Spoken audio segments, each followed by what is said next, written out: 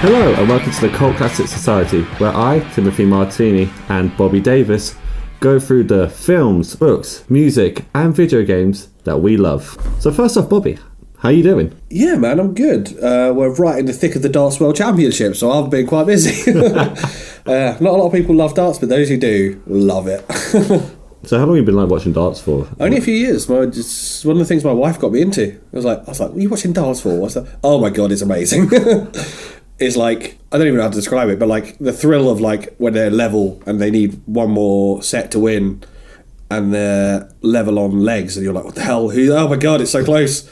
It's great. And I love sport in general, so yeah, the Darts World Championship have been getting me through this last stint of Christmas before going back to work. Oh, nice. So today, we're going to be talking about Metroid Dread. So, Tim, I've got one thing to say right at the top of this. Who the fuck do you think you are? How fucking dare you? Do you know what came out in November for the Switch? Pokemon? Yes! I don't want to spend my Switch time playing your games. The new Pokemon's out. Off the bat, I'll tell you, Metroid Dread, I enjoyed the time I was playing it, but half the time I was going, I want to play Pokemon. I want to play Pokemon. I want to play Pokemon. But no, I did it because you said it was good. And you may have been right. Okay, all right. Okay, first off I got to ask though, do you have any other experience with Metroid outside of Dread? I know little bits. I know when they revealed Samus was a woman, people were upset. Same thing with fucking like Doctor Who and Jodie Whittaker, and anytime they reveal anything in sci-fi or in comics where they change the sex or the ethnicity of a character, people get fucked off because they assumed it was a bloke, and I assume, well, I've written in my notes, if protagonists aren't a straight white man, nerds get upset. But what's interesting about that, like, with Samus being a woman, that was revealed at the end of the first game. Like, you're playing as Samus the entire time, no indication. You beat the game, and she just jumps out of her suit. It's like, it was a woman the entire time. Yes, and I gone back and read stuff about this. People were pissed off. Generally, people were pissed off because there was a lot of hype around the first game, wasn't there? Yeah. And it looked like a cool, fun side-scroll shooter. And then the protagonist is a woman. How dare they? Which is so interesting considering... So the first Metroid, very basic story. Like, they don't reveal much. You only really get the story outside of, like, don't hit the start button, or if you read the instruction manual. Okay, yeah, I've never played it. What console was it? Was it SNES? Or? No, NES. NES, okay, yeah. So just before that, yeah. And it's a really, really difficult game. Is it one of those ones that now you can play it on the Switch? Yes, you can play on the Switch, as well as the sequel, or the third sequel on the SNES, Super Metroid. Okay, I've heard of Super Metroid which is probably one of the greatest games of all time. The other thing of Metroid / Samus is I'm a big Super Smash Brothers player. Yeah. I've tried to play as Samus a couple of times in the past, both with Suit and Zero Suit. Yes. And I found her quite difficult to use. It's interesting you say that. She's my main. Yeah, well, she would be if you're a big fan. Yeah. Because you learn to then use her. Exactly. Because I learned to use Link first, and Link is my main. Oh, okay. And then I'm a huge Sonic the Hedgehog fan. Yeah. So when they incorporated Sonic on the Wii one, I really wanted to get to grips with him. Yeah. And he's probably, of all of them now, my second, but Link is always going to be my main, I think. See, I'm a big Toon Link player. I prefer regular Link. Toon Link's not bad because it's basically the same thing with a smaller package. But Yeah. So, first thing I want to discuss about Metroid, just in general. Mm-hmm. Do you know what genre this falls under? Probably called it a sci-fi shooter, but... It's Metroidvania. Oh, like Castlevania? Yes, so they are both the same style of game. This may happen with Symphony of the Night on the PlayStation 1. The idea of exploring a big open map, defeating enemies, leveling up, and just exploring the road. Is that also a side-scroller shooter? It's a side-scroller platformer with like lots of action, RPG elements, and the whole thing about you have to complete the story, but your enjoyment is up to how much you want to explore the map or how fast you want to beat the game. Okay. Those franchises have basically popularized that, so people have now just inadvertently called them a Metroidvania genre. That makes sense, yeah. And there are a whole bunch of games in that subset now that heavily are influenced by them. Also, Metroid has ventured into first-person territory with the Metroid Prime series on the GameCube. Yes, I do vaguely remember these coming out. So there was a lot of flack for that when that first happened. Oh, really? Yes, because... Kind of, I suppose there was with Sonic when it first went 3D as well. Well, so at the time, the last game before that was Super Metroid, which came out in 94. Metroid Prime was coming out in 2002. It completely skipped the N64. Oh, that is and came out on GameCube. And all everyone was seeing about it was it being a first-person shooter. Oh, okay, yeah. This also been a year after Halo came out. Which is a really good first-person shooter. Which is a really good first-person shooter, but a lot of fans were terrified that it was going to just be a linear first-person shooter game. Yeah. Nope, it does the exact same thing, but in a first-person space. Okay, yeah. It's still a Metroidvania. You can still just... So have you played this game? Oh, yeah. Yeah, I've got on GameCube. Enjoy it? I love it. It's probably the second best Metroid game. Speaking of the best one, Dread. Dread. Is this your favourite, is it? This is my favourite. So, this game obviously came out in 2021. There was Metroid Fusion, which also came out in 2002. Okay. That was a 19-year gap between... That's a big old gap for fans, isn't it? Yeah, for the 2D ones. However, in between, back in 2017, there was a remake of the original Game Boy game. That's still a big gap, though. Yeah. There was a remake of the original Game Boy sequel, Metroid 2. Yeah.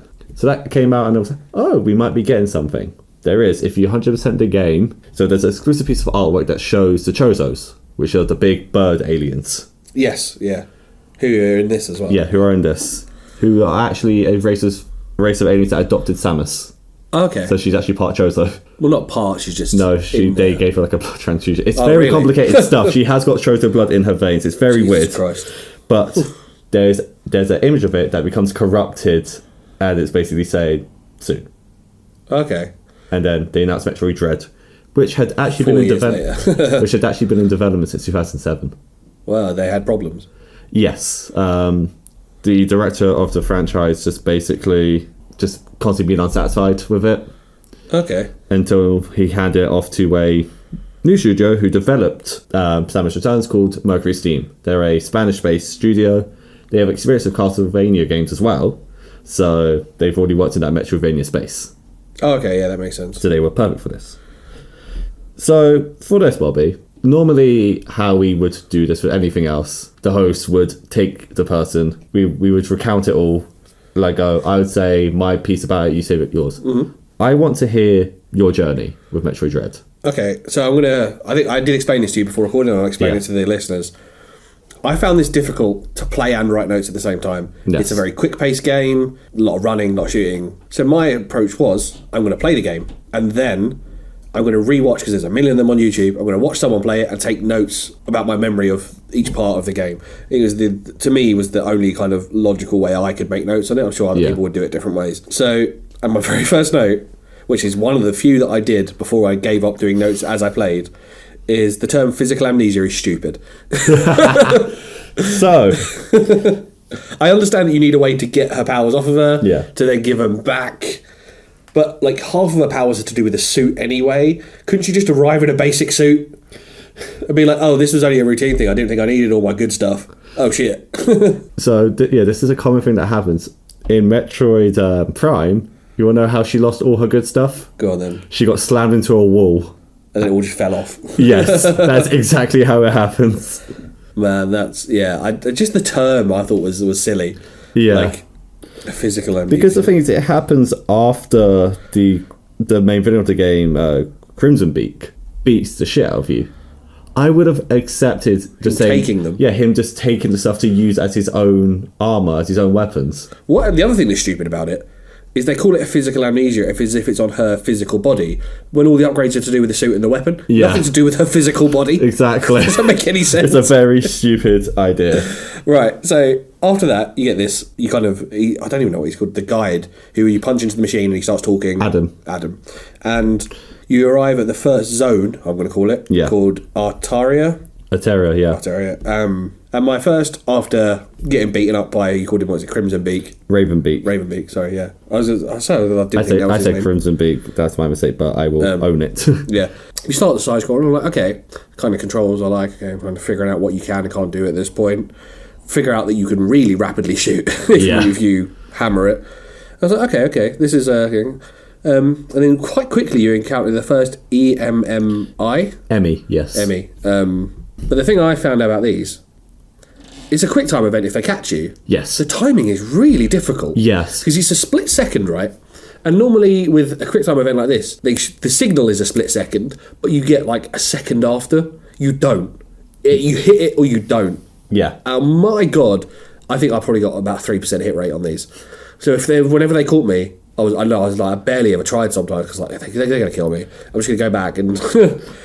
So I found that really difficult. I only played this on normal because you can. It's all you can do at the beginning, easy or normal. And I was like, I don't want to go easy.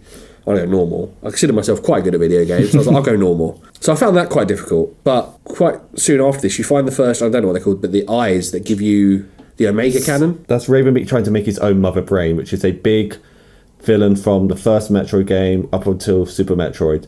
She was creator of the Metroids. Okay. Which is a race of aliens that are shockingly not in this game. Yeah, but Samus is like part Metroid, right? Yes, because of incidents that happened in Metroid Fusion, she had to be infused with Metroid DNA to fight the X-Parasites.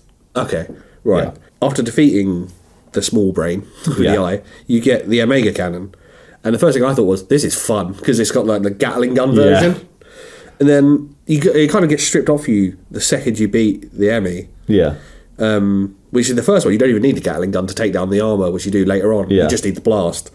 And you get the charge beam, which is okay as a weapon, but I mean, there's so often you can recharge your missiles. Yeah. What's the point in using the charge beam? Absolutely. So one thing I want to mention about the Emmys quickly, and the Omega Cannon, I think it's really good game design in the sense of making villains that are so terrifying that your only option is to run. And then you finally get the one weapon that can beat it, and it's such a power trip. And then to get rewarded with items that will now help your journey. What I found about that is as well, especially with the later ones, not this one so much, this one I found quite easy to kind of knock him down first go. But with the later ones, finding a long enough corridor to break their thing.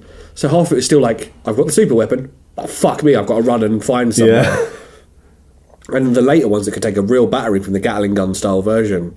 Fuck, the amount of times I was like, this is loads of space, and then still got caught. And I'm like, fuck me. My favourite thing about them as well is, once you get to later ones, you see the ability they have, and it's an indication of what ability you're going to unlock once you kill them. Because of the colour. The colour, and also, like, there's the ones who will, they will morph into a ball, or there's the one that will speed really fast. Oh, yeah. So you get the speed dash from that. I don't even think I really picked up on that. All I picked up was, like, where's the long enough corridor to fucking defend myself. So yeah, you get the charge beam. This is the first weapons upgrade you get. Yes. And I found, especially that first one, defeating the eyes, I never found particularly difficult. Even as they started to launch loads of shit at you. Yes. I think I only got about half the health upgrades. And I still, half the time, just stood there shooting up and let it hit me. Yeah. Because I knew that if when I killed it, it was going to give me most of my health back. Exactly. So I never found that too... I'm sure on hard mode, they do more damage and it's way more like... Oh, they do. Kind of, you need to move out the way. But on normal mode, most of it, I just shot upwards. Occasionally I would shoot out the rings to give me more missiles or whatever. Yeah. But I didn't... That I was just like...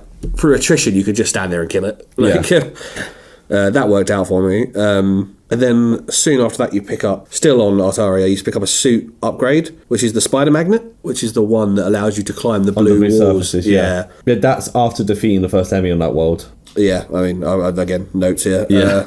So that's the blue Emmy, right? I think you defeat. No, it's the grey Emmy. The grey Emmy, yeah. So, yeah, that's what I said. So after you beat the first one when you get the Omega Cannon, he's the one without the shield, isn't he? Yeah. You just blow his head off. Which is what I like about it as well, because it eases you into it. Like, the first one is very simple to do. You just have to do the one thing, and then all the other ones, you have to first take off their shielding, and then you have to shoot with the Omega Cannon as they're also attacking you with their abilities. There is a learning curve for sure. Yeah. I think they do. They get it pretty spot on. Some stuff out of nowhere I found like, this is more difficult than like the last 20 minutes has been. Yeah. But yeah. So not long after you get the spider magnet, you can obviously then open up more areas to explore. Yes. And it allows you to climb up higher and you go to the first boss, which is Corpius. And I've called him Corpius the Scorpion because he looks like a scorpion. Yes.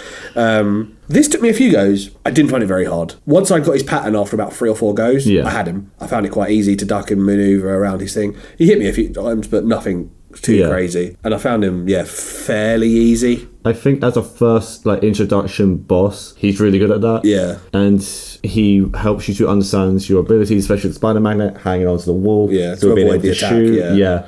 What I will say is, no boss I didn't do any of them the first time. Yeah. I didn't come in, just start battering him. Yeah. And go, I've done him. They all killed me at least once. So after you beat Corpius, you get an upgrade for the suit from beating him, which is the Phantom Cloak, the invisibility. Yes, my least used item. Yeah, literally to get through the doors. I saw videos of people using it to evade the Emmys. I never used it for that, I just ran. I tried it with that. So I have a very clear example in my mind. I would spider monkey up onto the ceiling, hold there, I just wait. Yeah. and turn on the phantom cloak. The Emmy would then jump on the ceiling where I was. Yeah, just... So I never bothered. used it after that. I never used it for evasion at all. I used it to get through the doors that detected you, and that's all I used it for. Which, again, opens up some more bits, but Yeah. I didn't particularly find this as a useful tool. So I got a question. How much exploring did you do in terms of going, there's an item over there, how do I get it? I'm going to try and get it. Or did you just, if you saw one that was easily accessible to you, you just went for that? Quite a lot. Okay. Because I kept getting lost.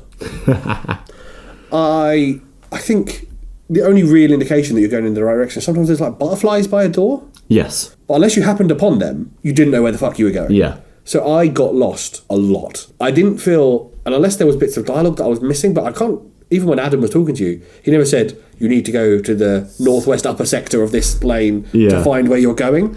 Occasionally you'd find the thing that unlocked new parts of the map. I was like, well, there's obviously I need to head roughly there. But you need to find those bits that unlock new parts of the map. I found myself getting lost a lot. Yeah. And the fact that people have completed this game in less than 2 hours means they repeated it so much they know exactly where to go. I have done that myself. Yeah, of course you have.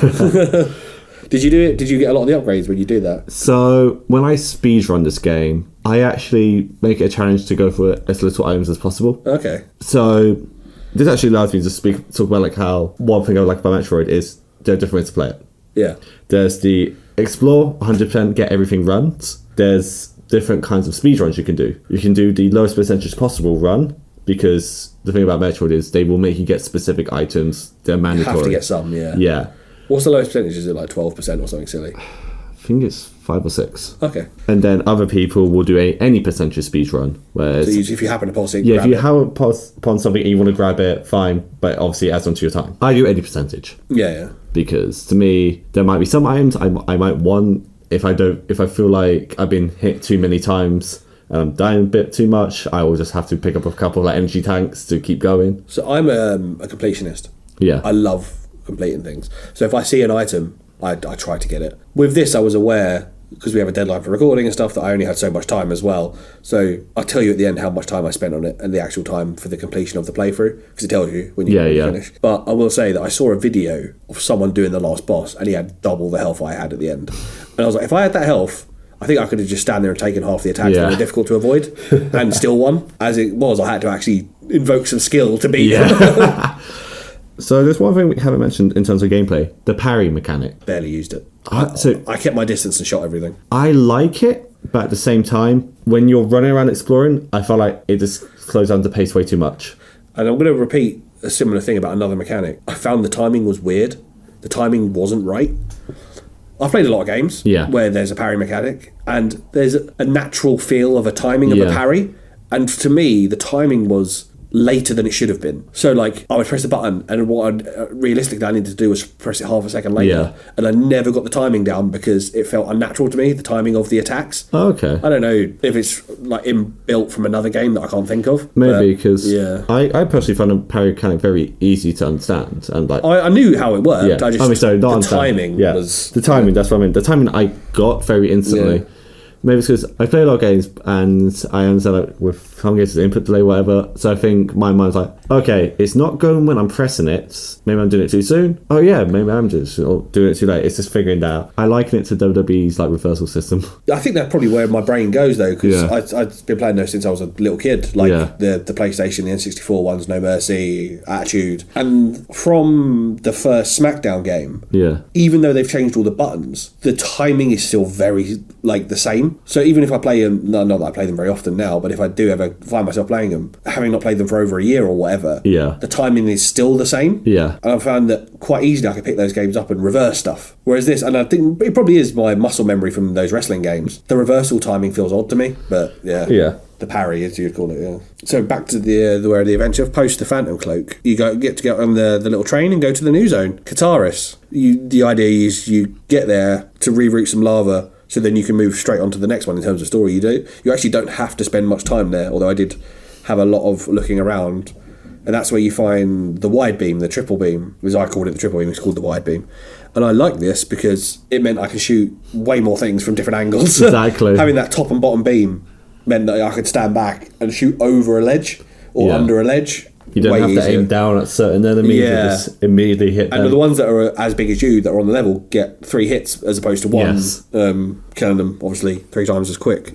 So I like that. I wasn't expecting to get such a decent upgrade so quickly in the game. You get that one on Darren after you've rerouted the lava. Yeah. So you literally go to Kataris, reroute the lava, and then go straight to Darren to get that upgrade. Yeah. I faffed around in these two a lot, going, there must be something else here that I'm supposed to do right now.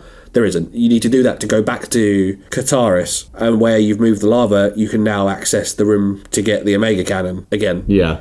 So because you have the lava-based doors. I probably wasted like 40 minutes here when I could have done it in 10, if that. So I went back, beat the brain eye thing, got the Omega Cannon, killed the Emmy, which gets you something that I think Samus should always have from the beginning.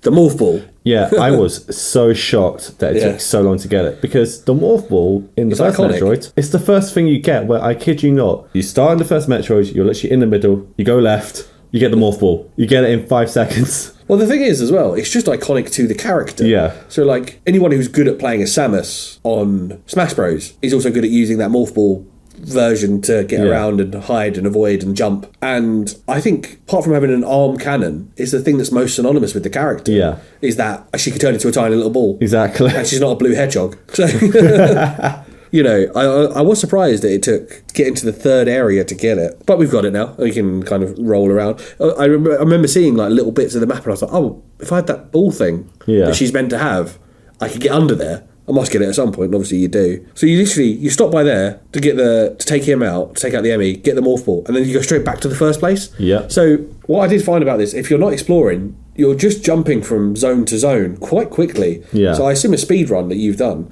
you're literally like Ataris, Kataris, Darren, and back again in the space of a very short time. And my brain as a gamer, especially someone who's played some RPGs and some level-based stuff, I want to be in an area, I want to get everything. So if you're playing Pokemon, which is, you know, fucking...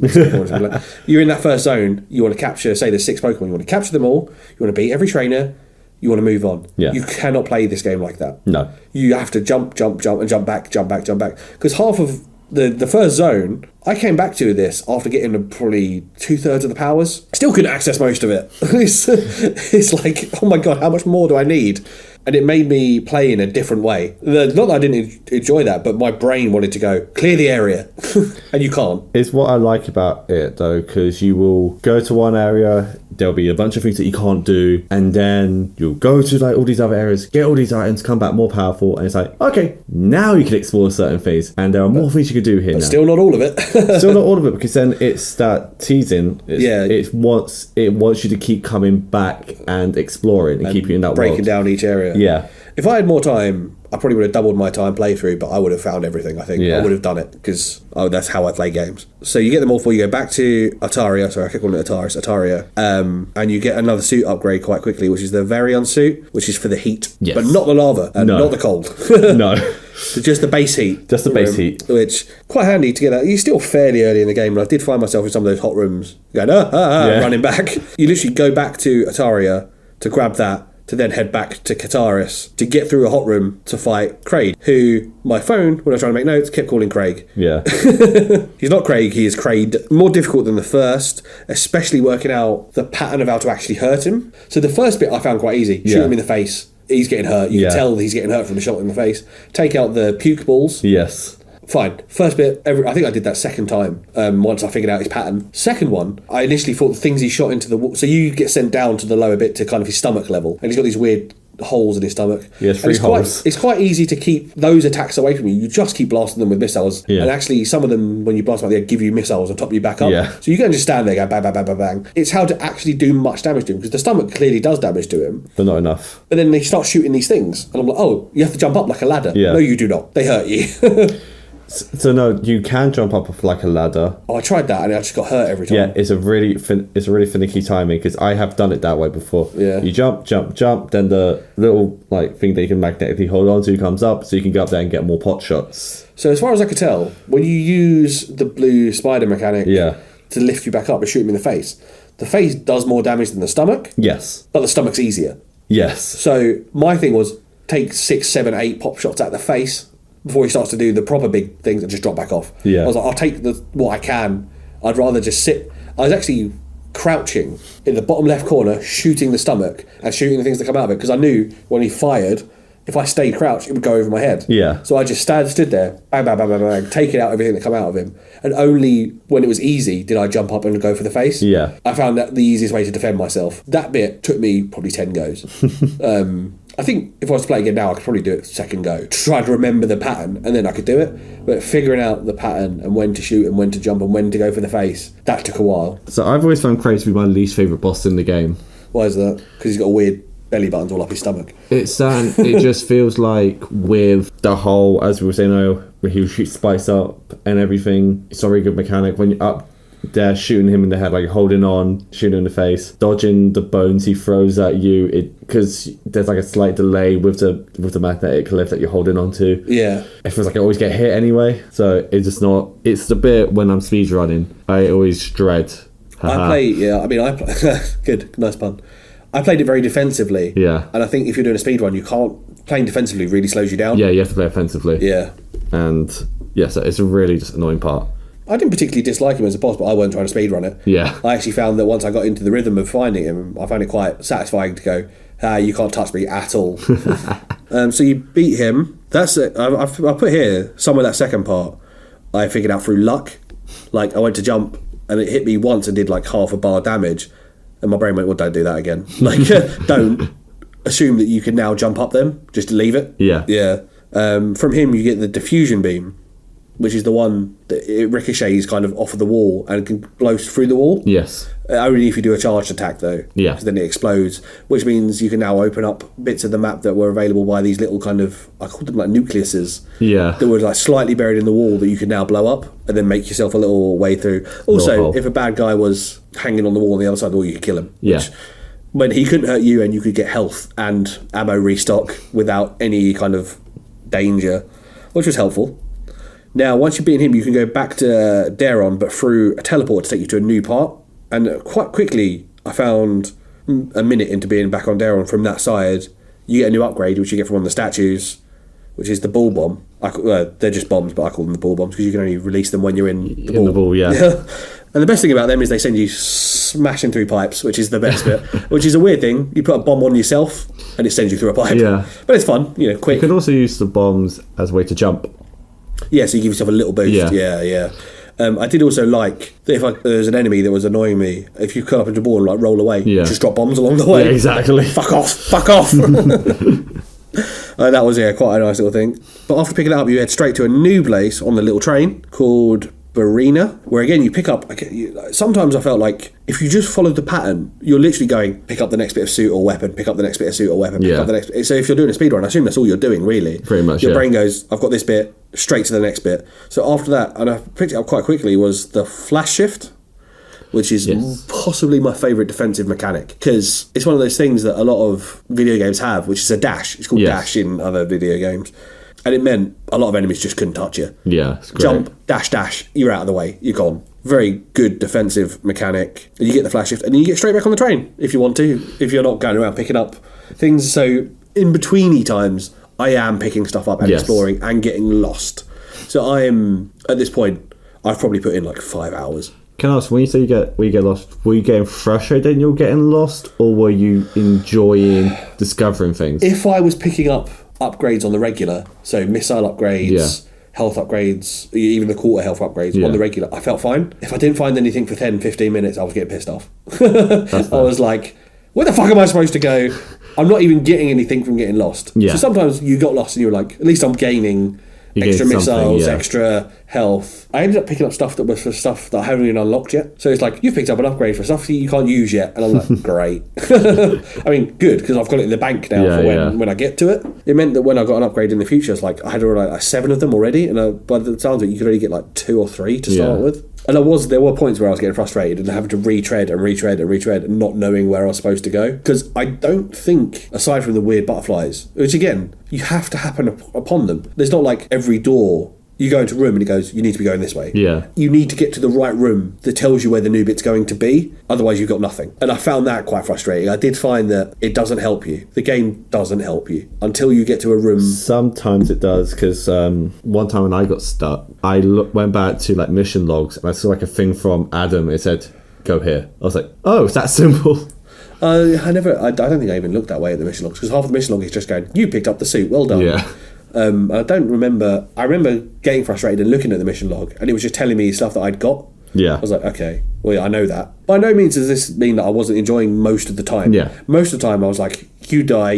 Oh, a new bit. You die. Oh, a new thing here. Oh, I can't get up there yet, but then I can see that there's a big upgrade there. I can see there's a full health bar thing. So you were going like logging stuff for future. Yes. But there were points where I was just like, fuck me. Especially because like I was playing in like hour and a half chunks on my commute. And I was going, I've got 10 minutes left of this commute and I've done fuck all this time round. I found nothing of any value this time. And that happened twice, I think, in 2 separate bits of play where I felt like I'd done nothing in an hour, which is a little frustrating. Yeah. But then the game isn't aimed at kids, I don't think. No. It's aimed at adults. And I've always complained when games are too easy as well. You know, you can't have it both ways. So now I'm trying to sound like I'm whinging. I'm not. The game is very enjoyable most of the time. There was just like kind of 10, 15, maybe 20-minute chunks at a time where I was like, where the fuck am I supposed to be going? I didn't even find that when I found the bosses difficult, I weren't finding that annoying. There's one later on that I'll tell you about that I found annoying. But in general, I was like, I just need to get better at the timings and the points and the understanding them. And that's how stuff like Crash Bandicoot, Spyro, Mario, Sonic, the old ones, that is the same. Yeah, exactly. Just this is a harder version of those. Yeah, because you can't get lost in those games. Well, no, that's not true. In Spyro, you can. Yeah. But yeah. So now I can with the flash shift, access a bit that I couldn't before, where I can beat another Emmy by beating the eye, getting the Omega Cannon, and I can now beat the Emmy, which gives you one of... It feels like this is like the one that, if you're not a pro, it's got a very base function, and if you are, it's a top thing, which is the speed boost. Yes. So I did a speed boost and realised I could register it by pressing down and holding onto it for a bit to do other things, right? If you don't do that, it's just a base thing to run through certain walls, right? But I found, quite proud of myself as well, did it quite quickly that I got this, press down, she glows purple. I'm like, what can I do with the purple glow? Fucking jump 100 metres in the air is what you can do. Yeah. Smash through things. And I was like, so I would quite often, if I found a long straight, would go, there's probably something at the end of this where I can, if I hold my speed, I can use that. Sometimes there isn't. Sometimes you go, there's a long straight and I just fuck all I could do with it. But it's smash through like little bits of the ceiling and there's a little extra bonus thing in there. And there's a bit where you smash through like 8 bits of ceiling and you get to the very top and you just clear the way and make it well easy where you have to snake through. And it's like, I don't have to snake through anymore. I've just done the whole thing, which is cool. And actually, that bit that I'm talking about at the very top, there's a bit that you normally wouldn't be able to access where you get a bonus, an upgrade. I was like, oh, great. I think it was a full health... it was an energy tank, Yeah, so I was like, okay, this is one of those ones where I'm like, figuring out the mechanics of this speed boost is the most beneficial thing I've done to this point. What I love about it is there's no tutorial on how to do that technique. No. I figured it out by accident myself, Yeah, that's the best part about it. I pressed down, but I didn't even look it up. I pressed down by accident and it went purple. I was like, what's this? Yeah. Then I jumped and and I was like, oh. And I think I just jumped into a ceiling that was unbreakable. Yeah. I was like, but this means... Exactly. Okay, here we go.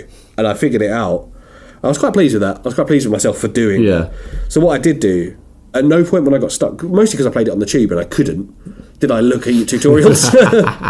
I think if I was playing it at home and I had internet, I probably would have at points gone, where the fuck am I supposed to go? But I didn't. I played it all... I think maybe 80% of this on the tube. Yeah. So I'd got into the habit of not even checking. I don't know if you, when you played it, did you use tutorials? Just one because I was very confused on where I was meant to be going. Looked it up, which is really hard to do because I got the day it came out. So there weren't much out already. There wasn't much. Just one person doing the speed run already. I was like, how? Mate, there are people who download it at midnight and then just go. Yeah. Freaking, as I like to call them, lunatics. I'd often, games that I'm excited about, I will download or buy, have delivered day of. And I'll pace myself knowing that if I get stuck, 2 days in, someone has done a tutorial and I can go back. I don't love doing tutorials, but sometimes I'm like, you've got sometimes no choice. You need to, yeah. I've said, love the charge and the vertical leap. Yes. Go back to the first zone, Altaria, to collect the grapple beam, which was something that I was like, what are these blue little fucking triangles? Like, there's a wall here. I can see something on the other side. Let me through. You have to get the grapple beam to pull it out of the way. Yeah. Also good to play Spider-Man. Hang yourself from the ceiling on the blue bars and stuff. Good fun. I like that upgrade. Not massively useful, but they literally add it in and then add things in that you can use it for. Yeah. It doesn't then help with like your regular everyday shooting and enemies and stuff. Yeah. Then you can go back to Katara through a teleport to get to a new teleport area for Gavaran, where you get the pulse radar, which is handy if you remember to use it. Genuinely always forgot. So, like, I'd get into a room and go, where the fuck am I supposed to go? And then I'm like, oh, I've got that thing. And then there's one square in the bottom right-hand corner that you can break that is not obvious unless you use the radar. And it's not long after this you get the lift to Forenia. Forenia, yes. And you first meet in person Ravenbeak. And I didn't trust that. That was Quiet Robe, the one who saved you. Oh, is he not Ravenbeak? No, that's Quiet Robe because he gets assassinated. Okay, so I thought they were the same character. No, they're both Chozos. Okay. So same race. They don't look very distinctly different. No. I thought he was shifty, and when you fight Ravenbeak at the end, I thought, this fucker's come back. Yeah. So there's a bit there that I missed, whether there was a bit of dialogue that I missed. Yeah. Especially because probably the tube isn't always the most ideal time to play a story-based thing, because I get to my change and I have to get up. Yeah. And if it's in the middle of a dialogue thing, I kind of lose my spot. And, okay, I thought they were the same thing. Then the robot Chozo soldier comes in and kills him. Yeah, which is being programmed by Ravenbeak. Okay, yeah, that makes way more sense now. That first Chozo, I killed that one really easily. Get out of the way, blast it with rockets. Get out of the way, blast it with rockets. Yeah. I think he hit me a couple of times, but I don't think he killed me. Then you head back to Barenia, where you fight the underwater guy. Yes. Drogia. The process took me a little while to realise that the thing moves too slowly. The zip across the top moves too slowly. If the water's still there, it only works if you do the pattern the exact way you're supposed to. A lot of the other bosses, you could take your pot shots at certain times when they're vulnerable. This one only is vulnerable if you do this exact up, down, over, using the thing, drain the water, shoot it in the mouth. And then if you parry it, you get that little cutscene to keep getting more pot shots in. So I think on about the fourth or fifth go, I think I got the pattern down. Yeah. And once I got the pattern down, this was easy. Yeah. But it's getting the pattern that's the hard thing.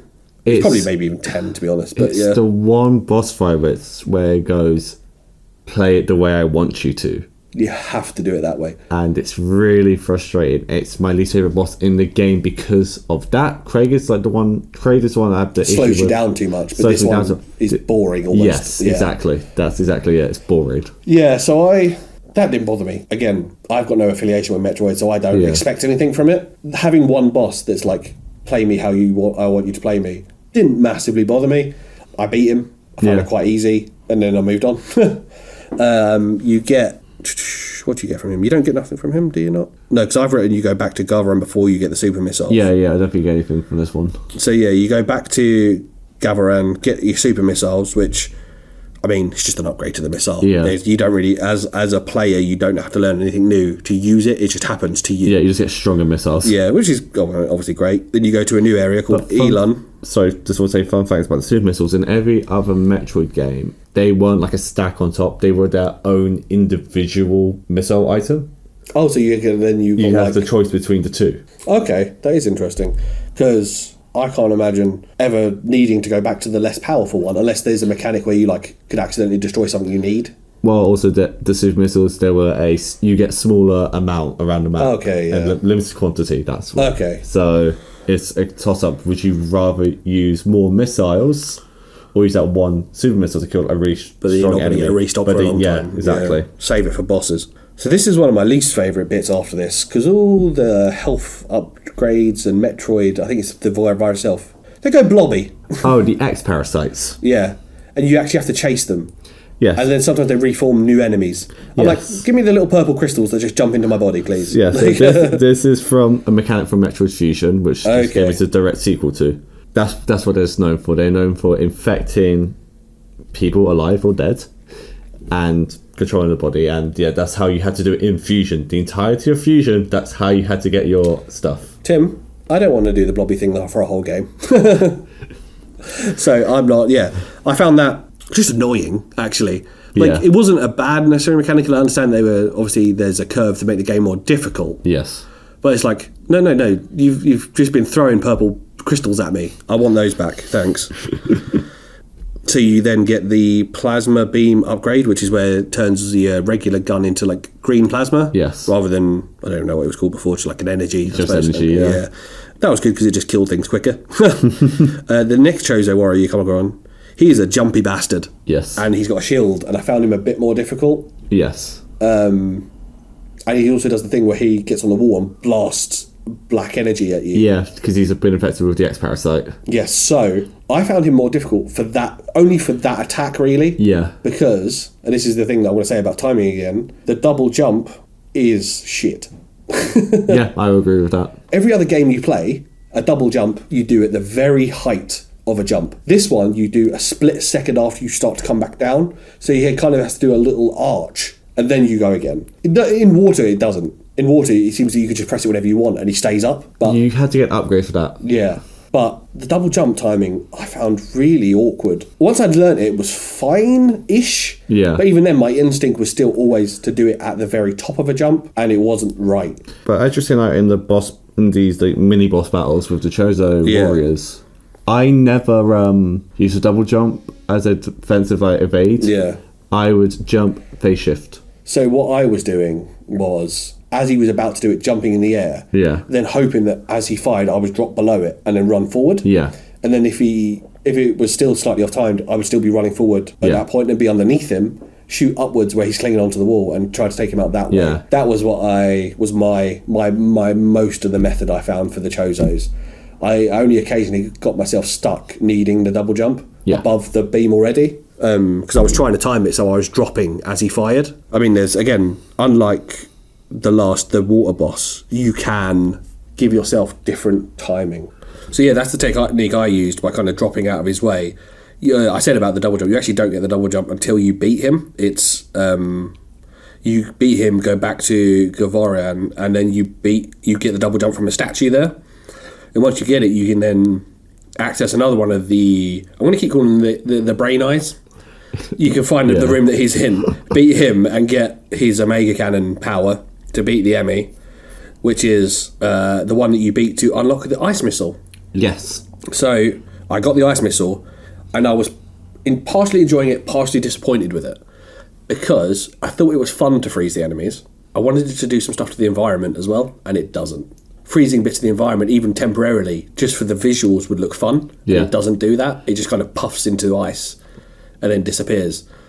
It would have been really cool if you'd needed it to access other areas. Yeah. I.e., there's an enemy that you could freeze mid-flight, jump on It's him, funny jump on another bit. It's funny you say Is that that. a speedrun technique? Or No, something? it's stuff you could do in other Metroid games. So I was fully expecting that ice missile to have something like that as but I mean, it's fun. Yeah. Freezing the enemies is a good freeze. Yeah. Then go at him with your plasma gun if you're trying to save missiles for whatever reason. But most of the time, it's something that as a kid, say I was playing the original Pokemon, I'd get like halfway through the rock tunnel after the first gym and go, oh fuck, I'm really using potions and stuff. The way I play video games now is like, why can't I just go back? I'll just walk backwards, restock my health. I've beaten most of the trainers all the way in. I can then get all the way in with full health. Yeah. Now that's how I played this as well. I was missile liberal because I knew and had memorised where certain restocks were, especially the statues. Yes. And most of the enemies gave you a decent stock of missiles anyway, so I was quite missile happy. I assume hard mode you get less back. Yeah, and you enemies get rely on harder. the statues. Yeah. I mean, they've probably got more health. But on normal mode, I found myself very missile happy. Yeah. After that, you get the cross bomb from another statue. Another one that I found fairly it's got one use, and it's to get across those shatterable things, and Yes. to launch you if you really need to be launched upwards in a narrow tunnel. Yeah. I would have liked more use. I think I could have done with less upgrades, but more uses out of the individual upgrades than the amount you get. I don't know if they were trying to use all classic upgrades. Some were classic, some were made for this game, and sometimes they felt very situational. Yeah, it did feel like, and a lot of them felt like they only had the use for one small part of the environment, then you never use them again.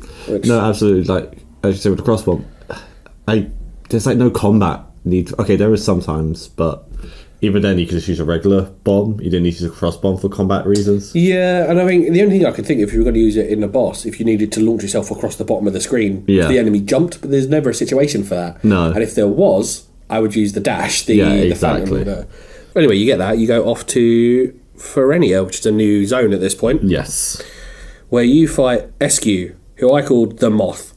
The Moth, yes. Yeah, eventually I called him the Moth and I actually looked up their name. It doesn't say a lot of them, doesn't say the name apart from maybe after you beat them sometimes. Adam says it. And I weren't making notes as I was going, so I had to go back and look at it.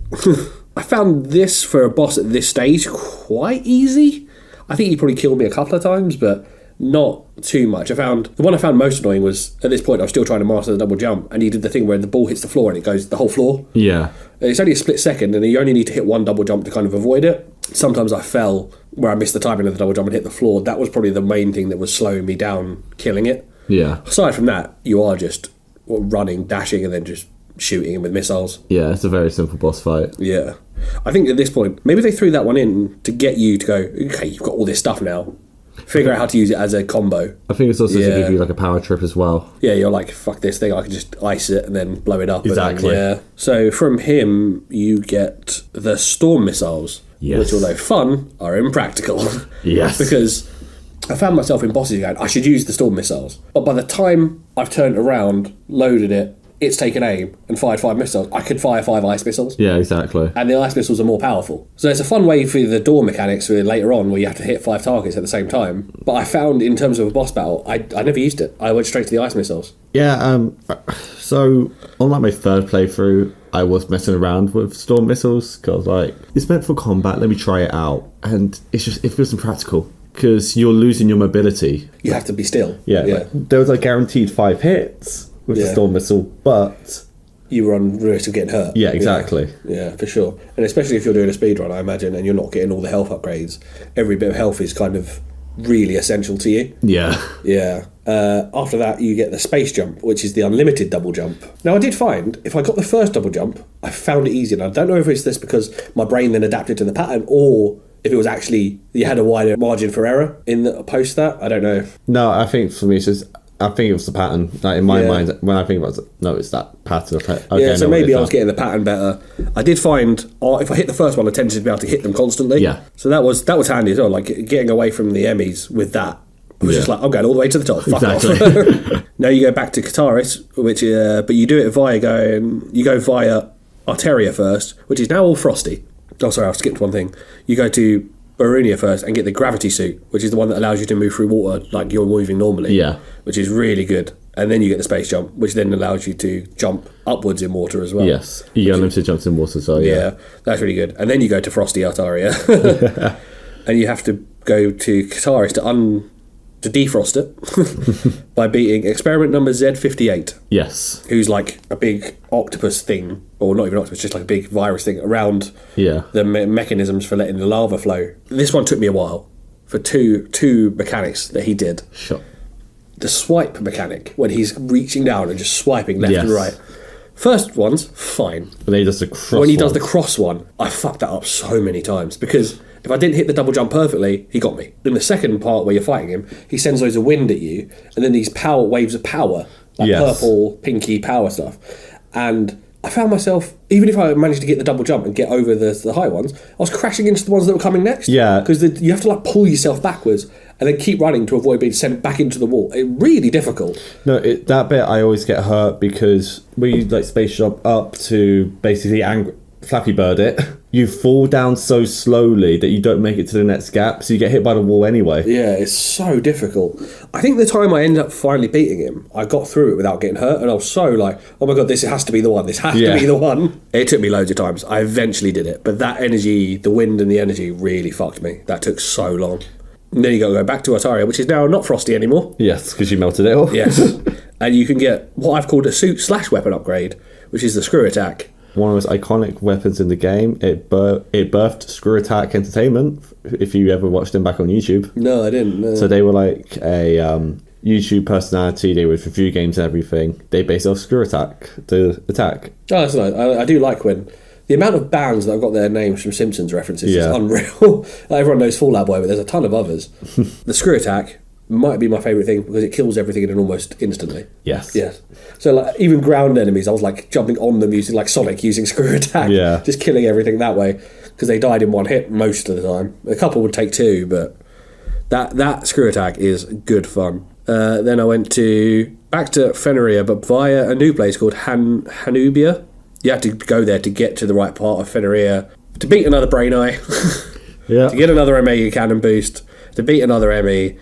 This Emmy gives you the wave beam, which is really useful because it shoots through walls. Yes. So at this point, the idea of defeating enemies to get health felt ridiculous because I could hide behind things, kill them, without a fear of them touching me. Yeah. And at this point, I stopped worrying for my health in general in the levels. Only in bosses was I now like, I'm Yeah, worried you for can now health. play more risky in the open world. Yeah, for sure. But I do want to say, like, obviously, the way we're listing it off by you go here, fight an Emmy, you get this upgrade. Go here, fight an Emmy, get this upgrade. When you list it off, it sounds very checkboxy. But when you're in the moment, it feels very natural. I'm saying that more for the listeners' benefit because it's quite hard to, especially a game like this, especially because this is by far the most time I put into one of the required reading before we record. Yeah. I'll tell you at the end how much I put in. But actually, trying to make notes, I couldn't think of anything other than listing off the big points. Because really, it's great to explore. It's got fun bits that you can slide and jump down and there's enemies. But really, if I have to sit there and go, so now you've got a run from the bottom left of the thing to the top right. Yeah. I know there's like this enemy there, that enemy there, that enemy. We're going to be there for 4 hours. Exactly. I'm just trying to hit the big kind of adventure points and trying to talk about each of the suit and weapon upgrades. Yes. And how I think they're valuable or shit. And the bosses as well. I think they're the kind of... These are the key moments. They're your key moments, yeah. And I know what you mean. Kind of listing off like this makes it sound not fun. It is fun. Yeah. It's very fun. It's just trying to get through the details first. Yeah, absolutely. Like, this is much harder than going through a movie. We're almost there, though. I've only got about another 10 points on here. So you get the wave beam. Then you go back to Hanubia, where one of the enemies comes at you, and in a cutscene, Samus just grabs him and drains all his power. Yeah. And I said, you didn't get another upgrade for that, which is slightly annoying. I said she drains the red boy. Then you beat the red Chozo warrior, who's got a shield. Yes. Slightly harder than the other one because of the shield. I mean, you just avoid get around the shield and break the shield. It's not much harder. So I just want to go quickly back to one point. You just mentioned about how Samus saps the energy from the Emmy with just her hand. Yeah. Do you know why that is? I assume it was something to do with the virus, right? The Metroid. So again, she has Metroid DNA in her because of the stuff that happens in the last game. Metroids, their whole thing is that they just sap like life energy from the people.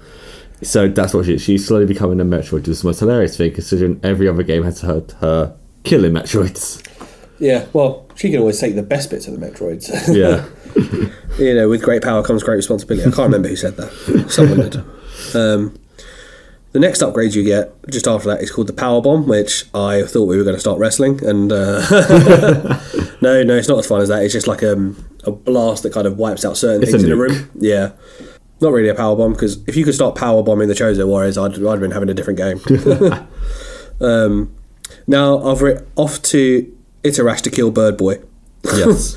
So this is coming into the final boss. Now there was the only bits of this I found difficult. Like the first chunk of this, done in like 3 parts, right? Yeah. The first chunk I found piss. Yes. Really easy. The pattern to kind of get him is really easy. He does that thing where he shoots out an energy ball, and you can shoot the energy ball and get all your health back. Yeah, yeah. Super pissed to keep your full health. It's the second bit that I found difficult. And the thing I mostly found difficult, occasionally he does the dart at you without much warning. That was slightly annoying.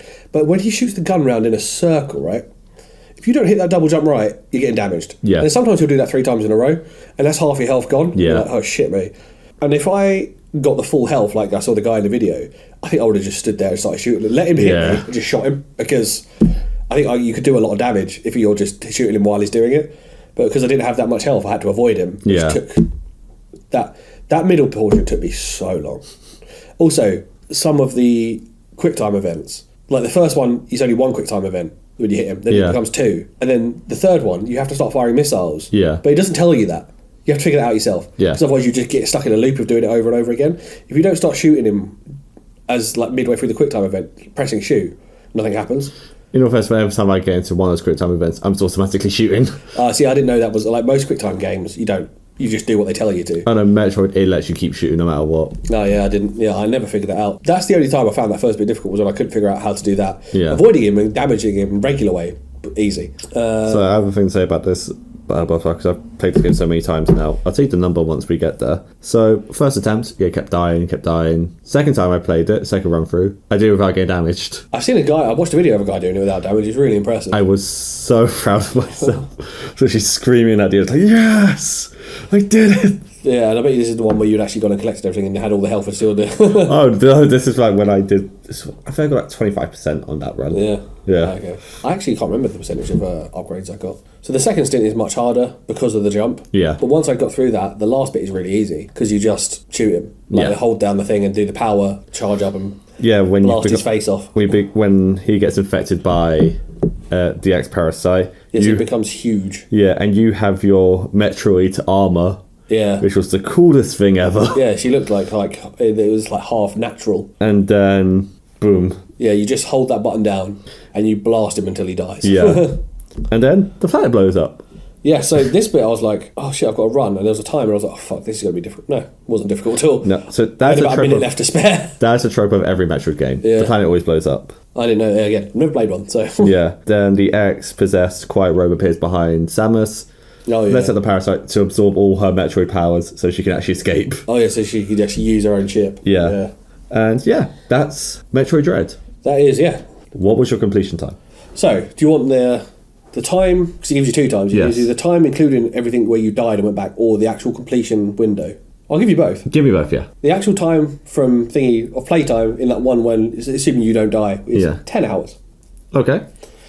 My total time, 20 hours. Oh my god. Most of which is because I'd get lost, find a boss, get killed, and like 40 minutes of work had been undone because it takes you back to the save point. Yeah. Like, oh my god. So it's very silly because my first ever playtime, I got 7 hours. That's very good, yeah. Second time, 5. Third, 3. Fourth, 2.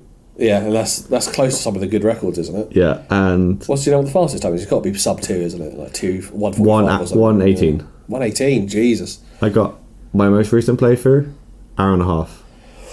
I'm getting close. Oh, you're going to go for that speed run record, are you?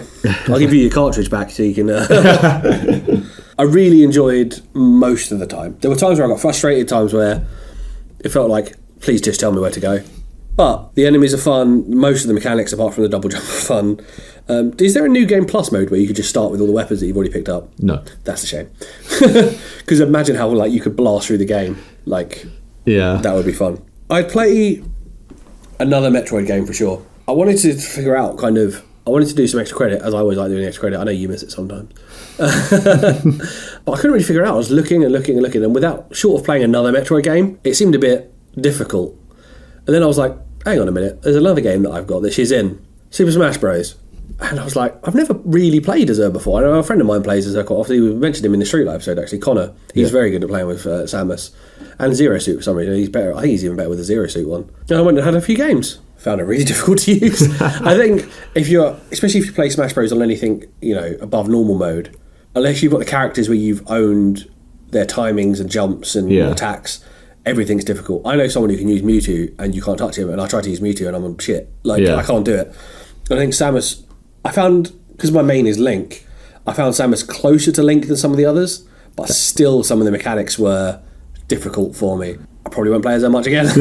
I remember, I told you this before, Samus is my main in Smash Brothers, and I think that might just be because, obviously, big fan of the Metroid franchise, felt inclined to have to get a handle on her and master her playstyle. So I think when I picked Link, sorry, we're going a little bit off topic with Smash Bros.